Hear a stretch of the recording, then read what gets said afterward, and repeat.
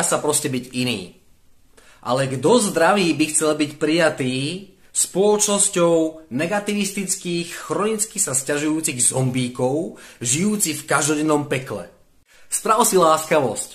Keď sa ťa na budúce niekto spýta túto otázku, čau, ako sa máš, ako sa ti darí, tak povedz nad pomery, alebo každým dňom lepšie, alebo stále lepšie.